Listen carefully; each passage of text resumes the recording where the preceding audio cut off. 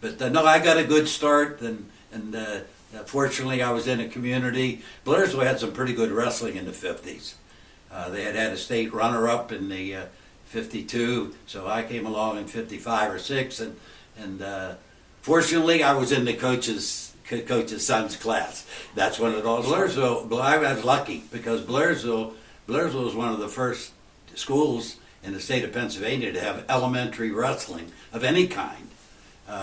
So the coach's son was in my grade. Okay. So and when we got to 5th grade, he organized. They called it Pee Wee Wrestling, and so they announced it almost like they did Little League. Okay, around Pee Wee Wrestling, report to the high school or sign up. So you signed up, they weighed you, and then we had a few practices, which I don't remember, but then they had a tournament every year, and everybody got a certificate. Just Pee Wee Wrestling tournament, that you participated. And worry about who won or you were champion or second or third. So we had that in 5th grade and 6th grade. My brother played basketball in 7th and 8th grades because they had a junior high basketball team. Okay. So he played basketball, but I was wrestling. Is he older? He's 2 years older than me. But he started wrestling in 9th grade, and I think, he was a district runner-up. He pinned everybody. Yeah. He was a natural wrestler. And but this 5th and 6th grade is all we did. And just that Pee Wee tournament, the practices, they used to let us come out right before the varsity and junior varsity, and just put a whole bunch of us out on the mat and we could roll around. That was it. There was very little instruction.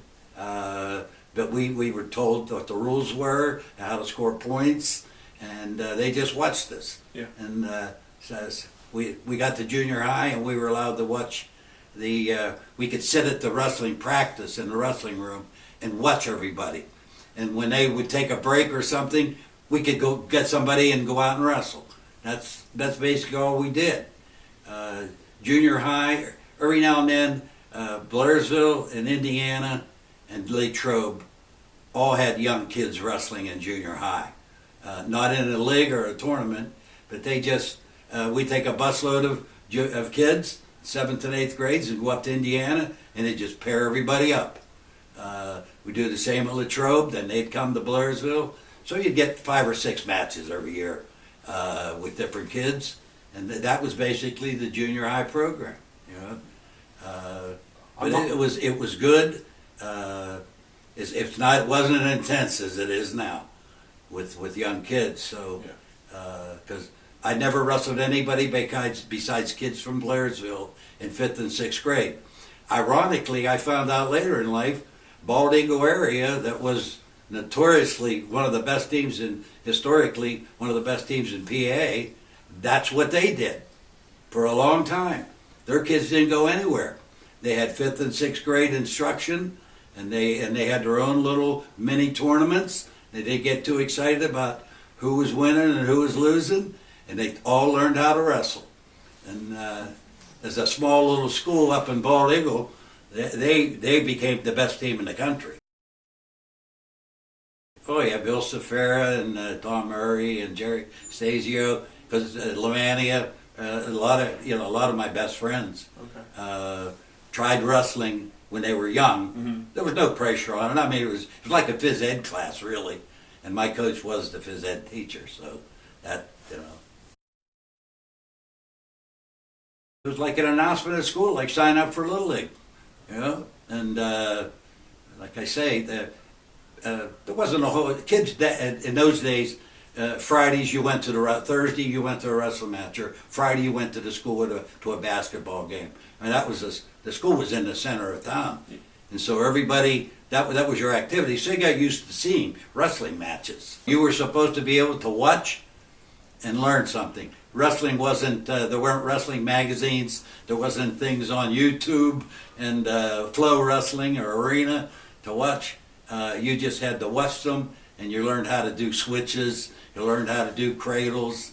Every now and then there would be somebody that would go away to college and then come back and come to practice and show some things, but I don't remember a whole lot of instruction. not in high school. So you just had to look and pick it up, and you just, if you had it, you had it, and if you didn't, you didn't. Seventh and eighth grades, I got to go to the different matches. I used to ride on the bus sometimes, up to Du Bois and Kerwinsville and Ridge Brockway, and we wrestled Greensburg and Latrobe. We had a really good schedule. Yeah. Schools around now, Marion Center, United, Ferndale, they didn't have teams when I was young, and I always did well at it. Yeah. So I maybe that's why I stuck with it. But I was just a little kid that weighed 70, 80 pounds, with glasses, so I couldn't play football. I loved baseball, played baseball, but 95 was the lowest weight in high school. For varsity. Yeah, it was 95, 103, 112, Okay. 120 were Yeah. the first four. Because I was in probably 80 in eighth grade. I probably weighed 84, 85 at the most, and then the next year I wrestled 112. Oh. So you talk about a growth Yeah, spurt. a little bit. That was it. Bill Luxinger was my varsity coach. The assistant for my freshman, 9th, 10th, and 11th grade was Bob Sukenik, who was not a former wrestler. He was an excellent baseball player from Johnstown. But my senior year, my assistant coach was Dave Hirsch, who was an All-American gymnast at the University of Pittsburgh. I got to wrestle in eighth grade a lot of exhibitions. Myself, I told you the other day, yeah. I was in eighth grade, and Blairsville was in a quad. One of the, they didn't have too many quads back then, but they wrestled it at IUP. Phillipsburg, which was one of the best teams in the state, and Latrobe, which was one of the best teams in the Whippeal, and Indiana and Blairsville, all had good teams. So they got together and wrestled a quad, and the Latrobe had an 88-pounder, and they said, "Well, we'll wrestle exhibition. He can't participate against eighth graders because Indiana had an eighth grader and Phillipsburg had an eighth grader."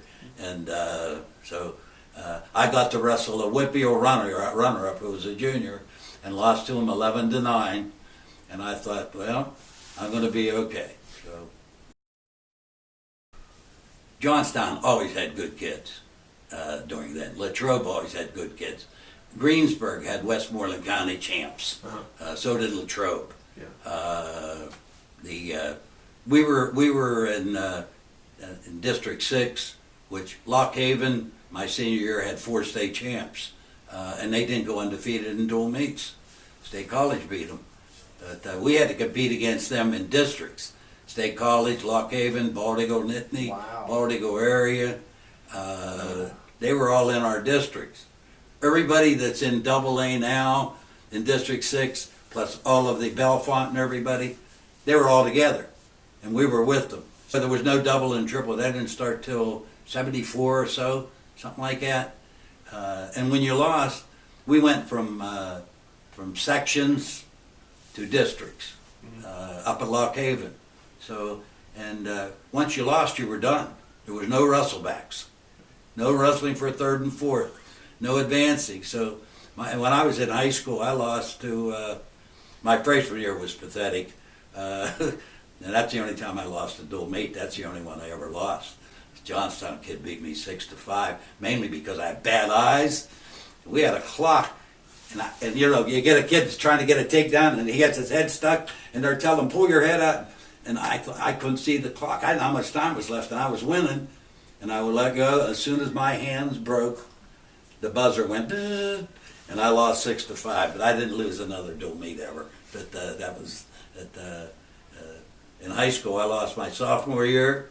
It's funny. Of course, if you lose a whole lot of matches, you don't remember them. Yeah. But I lost to Ron Monder from Lewistown, who was lost in overtime in the state finals. And in my junior year, I hit Dick Tressler from State College, who was a 2-time state champ, lost in the finals his senior year. And then my senior year, I lost to Lee Dietrich from Lock Haven. He was one of their 4 state champs. Lock Haven, and he went to Michigan on a full scholarship.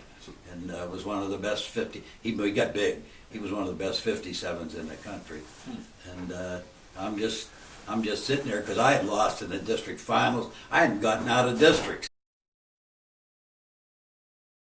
When kids were getting ready for regionals, I'm finding out that kid from Bald Eagle that I blasted was getting a scholarship to Maryland. Kid from Latrobe that I had pinned is getting a scholarship down to West Virginia. And my assistant coach, Dave Hurst, who was very good friends with Rex Perry, because at Pitt, the gymnastics room and the wrestling room are together in the field house. Okay. You know, so they knew each other. They're the two sports. And he goes, I want to see, you willing to go to Pitt to work out? Because you were allowed to do that then. Yeah. And I said, fine, I didn't care.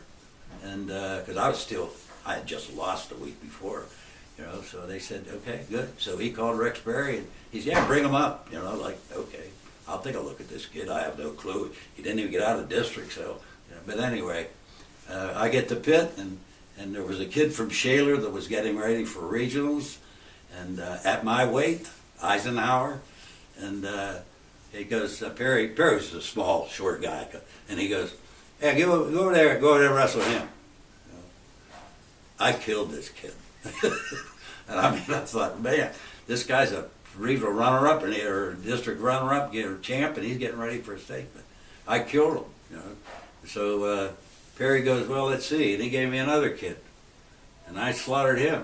And then he said, okay, he said, you rest up a little bit. I got somebody for you.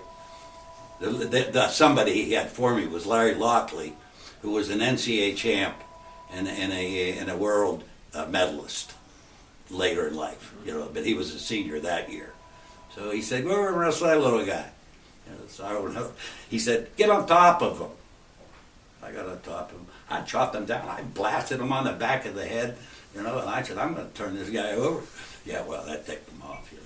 So, but anyway, so I went home, and Perry said, you impressed me. He said, I can give you a half a scholarship. So I sat down, and I wrote him a letter. And because Mike Johnson was going there, Lee Hall was this Pennsylvania state champ, was in that group, and John Carr, who wound up third in NCAAs, was a state champ. That was the recruiting group, plus the guy that beat me, Lee Dietrich. But Dietrich changed his mind and went to Michigan. But I wrote him a letter, and I said, I appreciate the opportunity to practice with you guys, and I said, I can only promise you that if you give me a full scholarship, because I said, I don't have any money. You give me a full scholarship, I'll beat everybody you have at my weight within 1 year. About 2 days later, I got a phone call from Rex Perry and said, you are going to get a full scholarship here. So I go in with Mike, I go with all these state champs, and, you know, at the end of the year, I was fine, because but very little. I was amazed at Pitt. Pitt was number 3 in the country, and the practices. You would think. I know practices today are different at colleges, but our practice was big guys on, little guys off. Little guys on, big guys off. Big guys on, little guys off. We wrestled 4 or 5 9-minute matches a night. And what he did, there might have been a little instruction to begin with, okay? But they'd go through hip heist and boom, you know, that'd loosen up. And what he would do would be, he'd let you pick your first time you're going 9s, pick somebody, okay? So he'd pick somebody. He might let two of those rounds let you pick somebody. Then he started picking for you, you know. He'd call me Warnick boy. Warnick boy, I want you to go over here. I want you to go with Zolokov. You know, Zolokov posed for the kinesiology classes. It was a 47. You know, guys used to say that he put you in a arm bar, and then 2 hours later let you loose. but that was it. That was it. And you got okay. You're with a leg man. You're with a guy that's really good on his feet. You got to look at the guy that could do, you know, very good duck unders and stuff, and then they'd have takedown tournaments and, you know, the instruction. But I really liked it there. I was rather immature, and I thought I was there to wrestle rather than to be a student, so I didn't do well academically. Neither did a whole lot of my teammates at the time.